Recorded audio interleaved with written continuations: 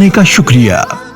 मुफ्ती उस्मानी के बयानात और शरई सवालात और जवाबात को लाइक, शेयर और सब्सक्राइब करना ना भूलिए। अस्सलामु अलैकुम वरहमतुल्लाहि वबरकातुहू। बहुत सारे दोस्त अहबाब उन्होंने मुतनब्बे किया बारहा मरतबा कि उनको वीडियोस जो अपलोड की जाती हैं उनका नोटिफिकेशन नहीं मिलता। उसका तरीका ये करें, अगर आपने मुफ्ती उस्मानी ऑफिशियल चैनल को सब्सक्राइब किया है तो अनसब्सक्राइब करें। अनसब्सक्राइब करने के बाद दोबारा सब्सक्राइब के बटन को दबाएं और फिर जो बेल आइकन होगा उसको भी क्लिक कीजिए। उसके बाद बहुत सारे साथियों ने बताया कि उनको नोटिफिकेशन मिला है। उम्मीद है कि इस तरीके से नेक्स्ट टाइम जब भी कोई वीडियो अपलोड की जाएगी आपको उसका नोटिफिकेशन मिलेगा। अल्हम्दुलिल्लाह वकफ़ा वसलामुन अला इबादिहिल लज़ीना इस्तफ़ा खुसूसन अला सय्यिदिर रुसुल व ख़ातमिल अंबिया व अला आलिहिल अस्फ़िया व अस्हाबिल मुज्तबा व बारक व सल्लम तस्लीमन कसीरन कसीरा। अम्मा बाद फ़अऊज़ु बिल्लाहि मिनश शैतानिर रजीम। बिस्मिल्लाहिर रहमानिर रहीम। या अय्युहल्लज़ीना आमनू कुतिबा अलैकुमुस सियाम कमा कुतिबा अलल लज़ीना मिन क़ब्लिकुम लअल्लकुम तत्तक़ून अय्यामुम मादूदात। सदक़ल्लाहु मौलाना अज़ीम। वक़ाल अल्लाहु तबारक व तआला इन्नमा यअमुरु मसाजिदल्लाहि मन आमन बिल्लाहि वल यौमिल आखिर। सदक़ल्लाहुल अज़ीम।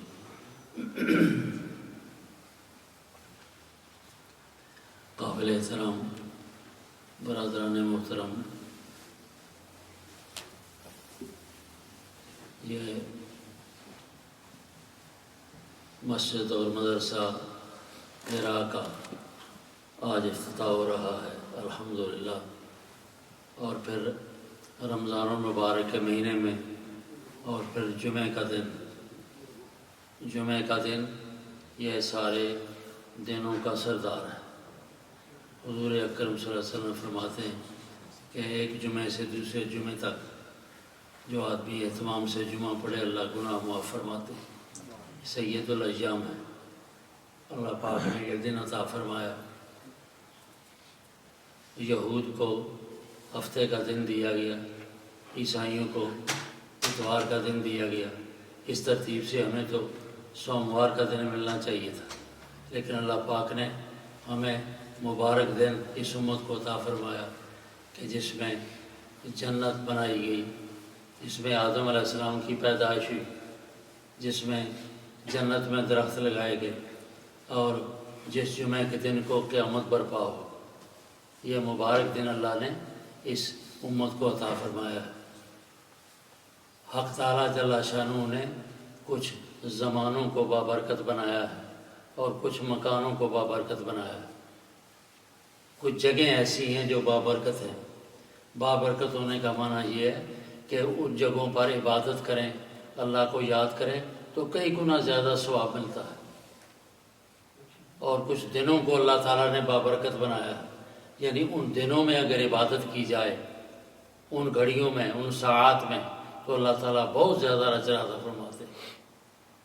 मकानों में बाबरकत बैतुल्लाह शरीफ, मस्जिद हराम, मस्जिद नबवी शरीफ और फिर बैतुल मक़दस, ये मुबारक जगह हैं। और हदीस में यूँ भी आता है कि सब इस दुनिया में सबसे बुरी जगह बाज़ार हैं जहाँ पर गफलत होती है, और सबसे अच्छी जगह जो हैं वो मसाजिद है, क्योंकि मस्जिद का ताल्लुक़ बैतुल्लाह शरीफ से है। मस्जिद का ताल्लुक़ जो है वो बैतुल्लाह शरीफ से है। और फिर ये कि युज़करु फ़ीहा इस्मुल्लाहि कसीरा, मस्जिद में अल्लाह का कसरत से नाम लिया जाता है। तो मस्जिद बनाना यह ईमान वालों का काम है। अल्लाह ने शहादत दी है। ईमान बड़ी बात है। ईमान नहीं तो कुछ भी नहीं। ईमान है तो सैयदना बिलाल हबश से आने वाला, कौम बरादरी का पता नहीं, रंग और रूप का काला, ग़ुलामी में बिकता हुआ आया, लेकिन ईमान है तो मेराज में हुज़ूर फरमाते हैं कि बिलाल तो मेरे आगे आगे चल रहे थे। जन्नत, जब जन्नत का नज़ारा कराया गया, बिलाल तो मेरे आगे आगे चल रहे थे। ये ईमान है।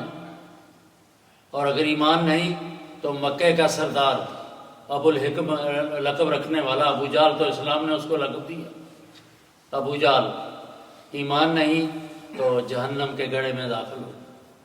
رشتہ بھی ہے، مکہ بھی ہے، پیدائش جگہ بھی ٹھیک ہے، لیکن ایمان نہیں ہے۔ ایمان کی بڑی شان ہے۔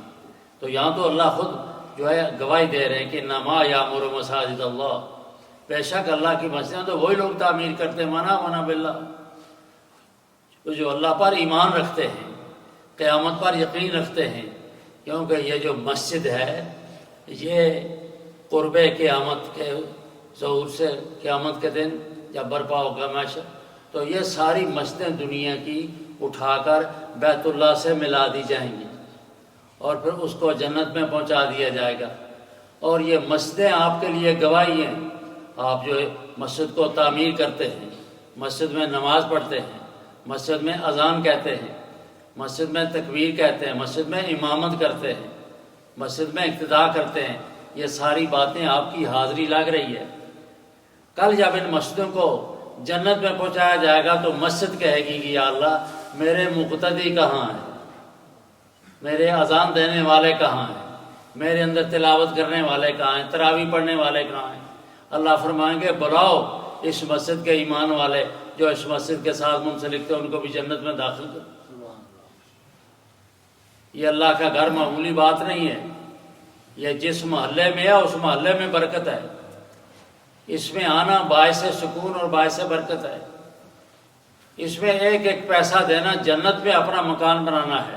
من بنا للہ مسجدا بن اللہ لہ بیتا فی الجنہ، جو اللہ کے لیے مسجد بنائے گا اللہ اس کا گھر جنت میں بنائیں گے۔ اور جنت کے مکان اور جنت کے محل وہ ایسے تو نہیں ہے جیسے دنیا والے ہیں، اور جنت تو وہ جگہ ہے کہ جس کی مثال نہیں بیان کی جا سکتی۔ وہاں پر اللہ تعالیٰ مکان بنا رہے ہیں ہمارے، کم دے یا زیادہ دے، توفیق کے مطابق دے، اور زیادہ سے زیادہ دے تو اتنا ہی اللہ تعالیٰ اس کے لیے بنائیں گے۔ سلطان محمود غزنوی رحمۃ اللہ علیہ جب سفر کرتے تھے اپنے لشکر کے ساتھ، جہاں پڑاؤ ڈالتے تھے وہاں سرائے بناتے تھے مسافروں کے ٹھہرنے کے لیے، ایک کنواں بناتے تھے لوگوں کے پانی کے لیے، اور ایک مسجد بناتے تھے، اور اپنے کارندوں سے کہہ رکھا تھا کہ اس سے پیسے نہیں لینا، یہ میری طرف سے بناؤ یہاں۔ ان کے کارندے مسجد بنا رہے تھے تو پرنالہ، اور جس سے پانی ہماری طرف کھلا پرنالہ لگاتے ہیں نا، یہاں کی طرح گٹر تو نہیں ہوتا، وہ پرنالے کے لیے لکڑی چاہیے تھی۔ ایک زمیندار جا رہا تھا لکڑی ہاتھ میں لیے، تو ان کارندوں نے کہا کہ او بھائی ادھر آؤ، یہ لکڑی ہمیں دو، مسجد میں پرنالہ لگانا۔ اس نے کہا جی بسم اللہ لے لو۔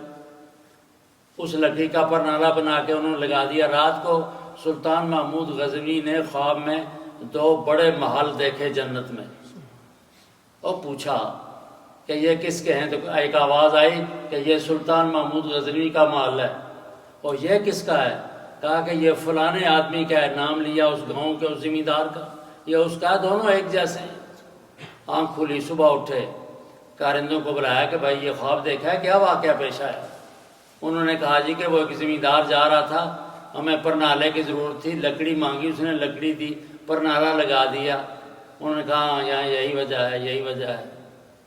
مسجد میں کوئی پرنالہ لگا دے، مسجد میں صف بچا دے، مسجد میں کوئی دروازہ لگا دے، مسجد کے چھت میں حصہ لے، مسجد کے بل میں حصہ لے، جنت میں اس کے محلات بنا رہے ہیں۔ دینے والے نے ایک لکڑی دی، یہی توفیق تھی۔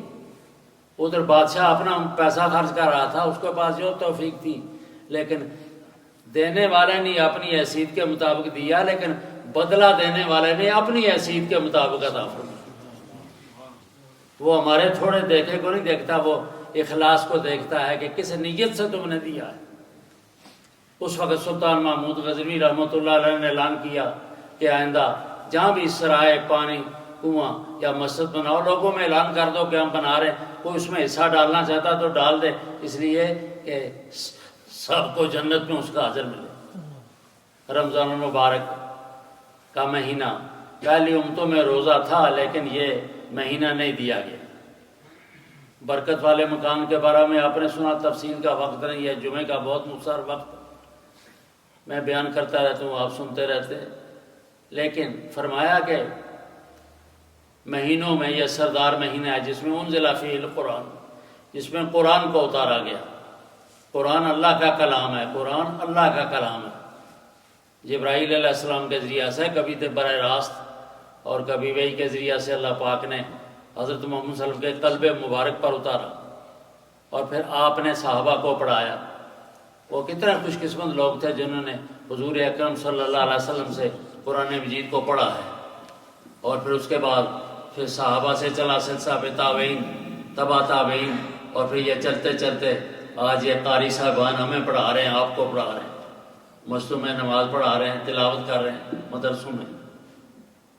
تو یہ عظمت والا قرآن اس مہینے میں اتارا گیا، اس لیے فرمایا کہ یہ چند دن ہیں روزے کے تم پر فرض کیا گیا تاکہ تم تقوی اختیار کرو، اس سے تمہیں تقوی ملے گا۔ نبی اکرم صلی اللہ علیہ وسلم نے شعبان کے آخر میں جو وعظ فرمایا ہے اس میں فرمایا کہ عظیم مہینہ آ رہا ہے، بڑا مہینہ آ رہا ہے، صبر کا مہینہ ہے، اس میں اللہ نے روزے کو فرض کیا اور باقی عبادت کو ثواب کی چیز کا بتایا۔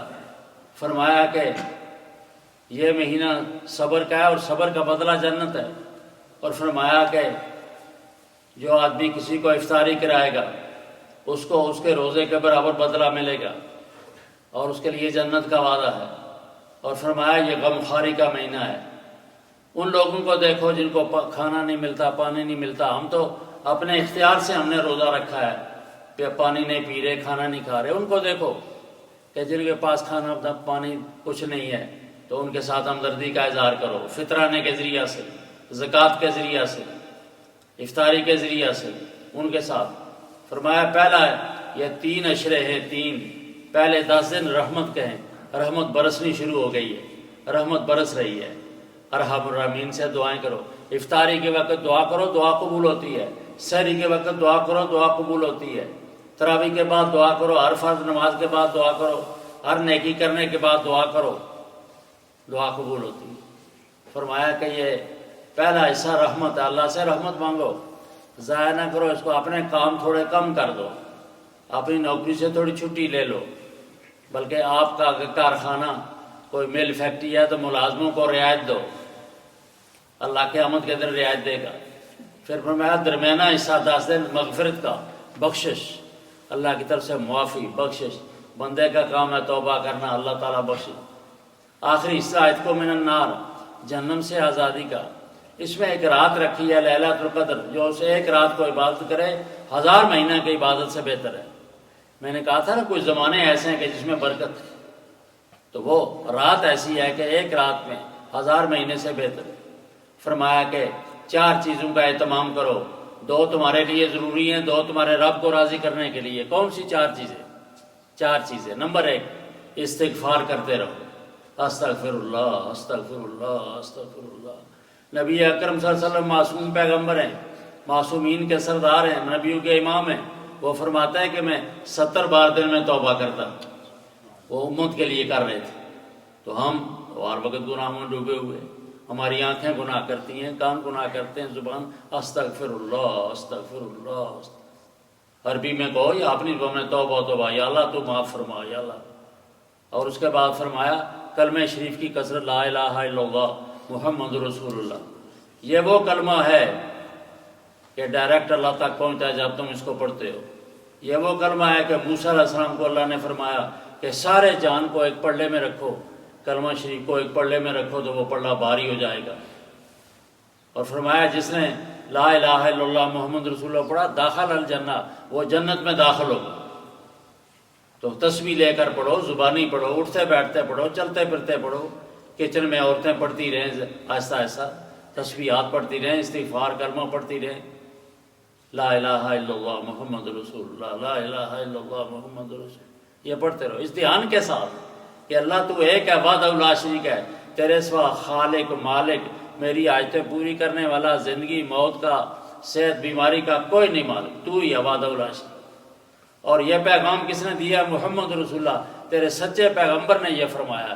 میں اس پر یقین، اللہ کی توحید پر، حضور کی رسالت اور ختم نبوت پر یقین کے ساتھ لا الہ الا اللہ محمد رسول اللہ، لا الہ الا اللہ محمد رسول اللہ۔ اور دو چیزیں ایسی ہیں کہ جس کے لیے تمہیں ضرورت ہے، ایک اللہ سے جنت طلب کرو اور جہنم سے پناہ مانگو۔ اللہم انا نسألک رضاک والجنہ، یہ بھی ہماری منقوع ہے، لیکن ہم یہ چیزوں سے پرہیز کرتے ہیں۔ کیوں؟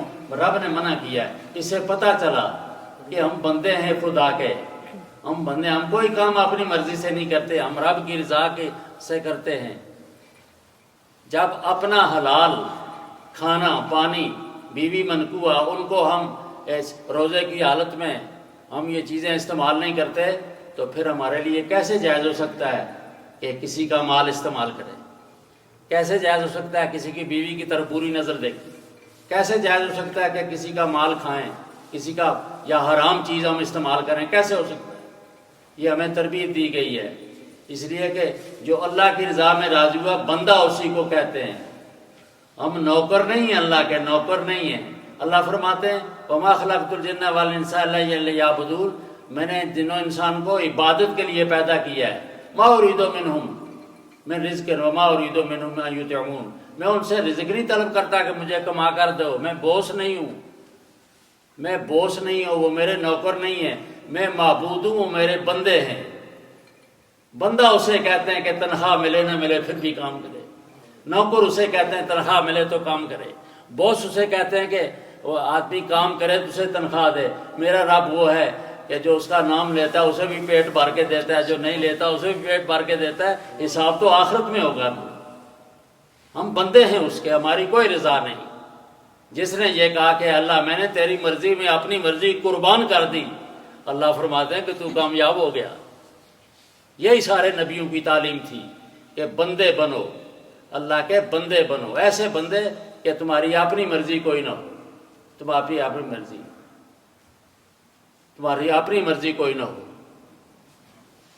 سلطان محمود غزنوی کا ایک دوسرا واقعہ ہے کہ ایاز ان کا غلام تھا، باقی بھی غلام تھے، ان سے پیار کرتے تھے وہ، تو غلاموں نے کہا ان سے بڑا پیار کرتے ہیں، تو اس نے کہا سب کو اکٹھا کرو، اکٹھا کیا، تو محل کا خزانے کا ایک موتی سامنے رکھا، سب کے ہاتھ میں ایک ایک پتھر دیا کہ اس موتی کو توڑو۔ ایک کو کہا وہ نہیں توڑتا، دوسرے کو کہا نہیں توڑتا، تیسرے کو کہا نہیں توڑتا، ایاز توڑو۔ ایاز نے زور سے پتھر مارا، کرچیاں کر دی، اس کی توڑ دیا۔ ایاز یہ کیا کیا؟ ان سے پوچھا کہ تم نے نہیں توڑا؟ انہوں نے کہا اس لیے کہ بڑا قیمتی ہے، اس لیے نہیں توڑا کہ بڑا قیمتی ہے۔ ایاز تم نے کیوں توڑا؟ ایاز نے کہا یہ قیمتی نہیں ہے، میرے مالک کا، بادشاہ کا حکم بڑا قیمتی ہے۔ جب میرا مالک کہتا ہے کہ توڑو تو میں اس کو توڑ دوں گا۔ ہماری جان بڑی قیمتی ہے، مال بڑا قیمتی ہے، لیکن رب کا جہاں تقاضا آئے کہ یہ مسجد بنانی ہے مال دے دو، مقام شہادت آئے تو جان دے دو، یہ جان اور مال کوئی قیمتی نہیں، ہمارے رب کا حکم قیمتی ہے۔ جس نے یہ بات سمجھ لی وہ کامیاب ہوا، کیونکہ ہم بندے ہیں، بندے۔ اللہ تعالیٰ یہ مسجد حرا اور مدرسے کو کامیابی سے امکنہ کرے۔ ہمارے الحاج حافظ محمد نذیر صاحب آج نہیں ہیں، ان کی کمی محسوس ہو رہی ہے، یہ ان کے بچے ہیں مولانا قاری شبیر احمد عثمانی ماشاءاللہ، اور مولانا قاری ابو ذر، اور باقی بھی ان کے داماد علماء ہیں۔ اللہ پاک نے اس گھرانے کو نوازا ہے، انہوں نے محنت کی، کوشش کی، آپ لوگوں نے تعاون کیا، محلے میں ایک مسجد بن گئی۔